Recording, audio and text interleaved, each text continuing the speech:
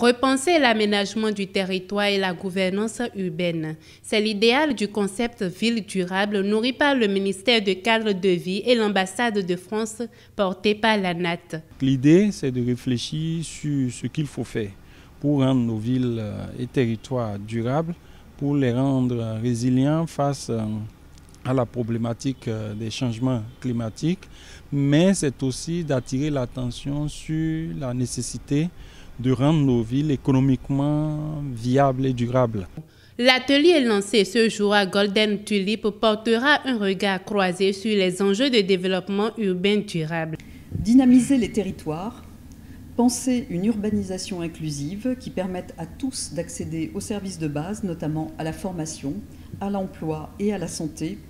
Voilà ce qui nous unit. Au Bénin, la France, à travers l'Agence française de développement, est pleinement engagée avec le gouvernement béninois pour contribuer aux besoins d'une urbanisation responsable, inclusive et éco-responsable.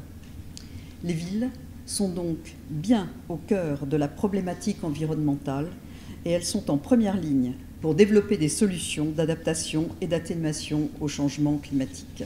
La croissance démographique des villes et leur impact sur le cadre de vie et l'économie fait également partie des principaux points à l'ordre du jour. Le Bénin ne cesse de s'urbaniser depuis son indépendance, depuis les années 60. Et en 60 ans, le taux d'urbanisation a triplé, plus que triplé. La proportion de Béninois vivant en ville passera en 2020, dans moins d'un an, la barre de 50%.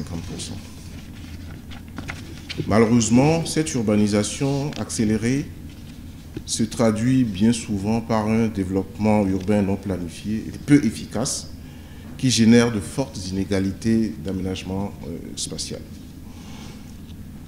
Elle ne s'est pas accompagnée sur ces 60 dernières années d'investissements suffisants dans les infrastructures urbaines, dans les structures industrielles et commerciales conséquentes et dans les logements décents et abordables. Cette situation de la ville n'est pas sans conséquence sur le développement des espaces ruraux, des interlands, compte tenu de la forte articulation entre la ville et l'arrière-pays. L'urbanisation au Bénin n'a donc pas été suivie d'un développement économique conséquent des territoires. Le gouvernement du président Patrice Talon a pris la mesure de la situation en déployant une offensive aussi bien au plan stratégique que opérationnel.